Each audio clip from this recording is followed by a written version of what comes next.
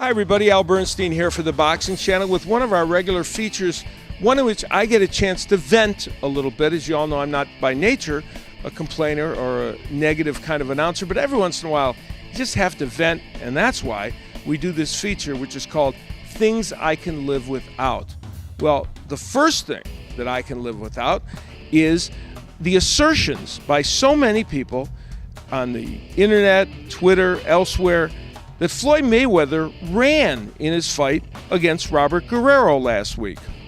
The idea that Floyd Mayweather ran in his fight against Robert Guerrero was started by Ruben Guerrero, the loquacious and outspoken father of Robert Guerrero, when right afterwards in the ring he said that Floyd ran like a chicken. I don't know what fight he was watching, but that wasn't what happened. And I've seen some other folks write about it on the internet. Here's the point. Was that Rios Alvarado? No. Was that Provodnikov Bradley? No. It wasn't a wild slugfest. But here's what Floyd Mayweather did in that fight. It started in the early rounds. He stood right in the pocket with Robert Guerrero and gave Guerrero, really, I thought, some good opportunities to get his offense launched. And in those first couple rounds, Guerrero did have some good moments.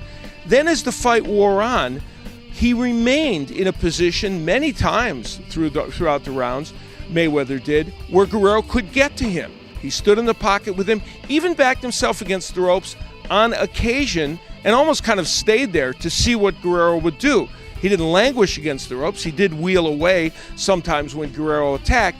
But Floyd Mayweather, I thought, fought the fight in punching range for the most part of Guerrero. It was the failure of Robert Guerrero to really launch an effective offensive attack. Now, he is hardly the first person that's had that problem against Mayweather. And so he couldn't get the offense done. It is a misnomer and simply wrong for people to say that Mayweather ran. He might not be as exciting as some people would like him to be. He might not take as many risks as people would like him to do. He threw about 470 punches in this fight. That's the norm for him. But when you average over 40% landed, and when you land 60% of your power punches, you can throw that many punches. Having said all that in praise of Floyd Mayweather, I can also tell you, though, I can live without all the people saying that he is the best fighter ever. Here's the thing. Floyd Mayweather is terrific. He is probably one of the best defensive fighters of all time in the sport of boxing. He is the best defensive fighter, along with Pernell Whitaker, maybe it's a push, that I've seen in the 30-some years I've been broadcasting. He's a genius when it comes to defense, and he's a very good counterpuncher, and he's won all his fights. However, he's not the best fighter of all time. Sugar Ray Robinson is the best fighter of all time. And if I had to match him up against other fighters in the various weight divisions that he would fight in my opinion, Sugar Ray Leonard and Tommy Hearns for sure would beat him as a welterweight. In the lightweight division, I think he would have a lot of trouble with Roberto Duran, among others. So I can name some fighters that I think would probably be a favorite, at least in my mind, if we could have time travel boxing and they could fight him. Now, we'll never know about fighters from two different eras, how they would do against each other. But I think it's just worth noting that there are people out there that could well beat him. He certainly is in the discussion to be in the top 10 of all time. Probably is in the top 20 of all time. But it is ludicrous to flatly assert that Floyd Mayweather is the greatest fighter of all time.